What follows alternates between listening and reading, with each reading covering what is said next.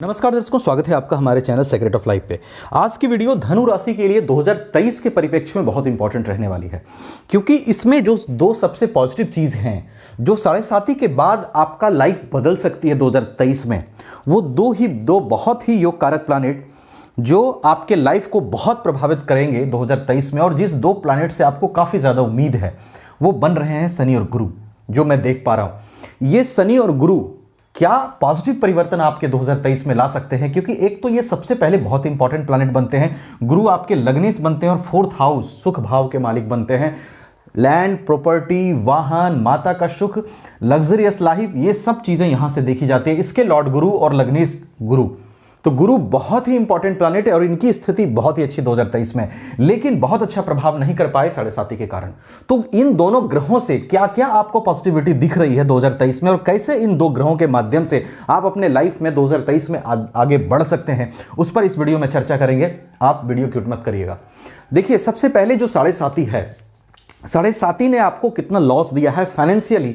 Family background में देख लीजिए, चाहे फाइनेंशियली देख लीजिए, चाहे कैरियर के मामले में या जॉब के मामले में या बिजनेस के मामले में, जो भी प्रॉब्लम्स आपको 7.5 ने दिया है, इसमें कोई दो मत नहीं कि उन चीज़ों ने आपके जीवन को बहुत हद तक प्रभावित कर दिया और बहुत कुछ सिखा दिया।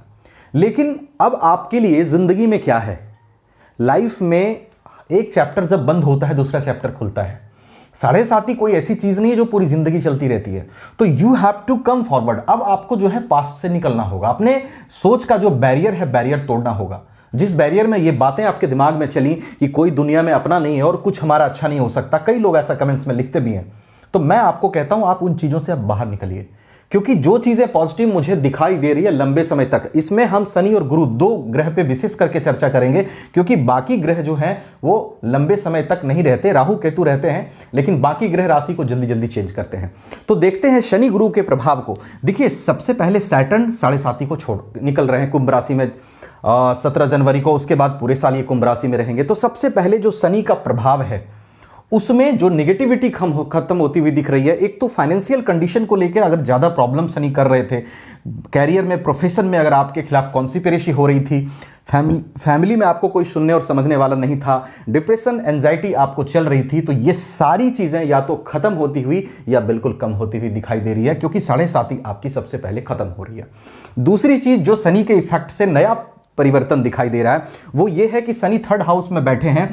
पब्लिक डीलिंग अगर आप करते हैं कहीं ना कहीं, अगर पब्लिक से आपको फायदा है, आपका बिजनेस पब्लिक डीलिंग से जुड़ा हुआ है या आपका काम पब्लिक डीलिंग से हुआ है, तो वहां आपको बेनिफिट मिलता हुआ दिखाई देगा। आपका प्रभाव वहां बढ़ेगा, समाज में प्रभाव बढ़ने के चांस, फैमिली में प्रभाव बढ़ने के चांस, ये सब दिखाई दे रहे हैं। फाइनेंशियल कंडीशन इंप्रूव होने के चांस, ये सब दिखाई दे रहे हैं। देखिए, पराक्रम आपको करना पड़ेगा, लेकिन पराक्रम अगर आप करते हैं तो भाग्य का साथ मिलता हुआ दिखाई दे रहा है, क्योंकि शनि की 7वीं दृष्टि भाग्य भाव पर पड़ रही है। तो भाग्य का साथ पराक्रम से ही आपको मिलेगा, क्योंकि पराक्रमेश यहां बैठे हैं। लेकिन उसके साथ साथ जो गुरु की कंडीशन है, ये देखिए, गुरु बहुत इंपॉर्टेंट प्लैनेट है आपके लिए ये लग्नेश बनते हैं। लग्नेश बन के ये 4th हाउस में बैठे हैं मीन राशि में। बहुत अच्छा प्रभाव नहीं कर पाए 7.5 के कारण, अदरवाइज गोचर से ये हंस योग का निर्माण कर रहे थे।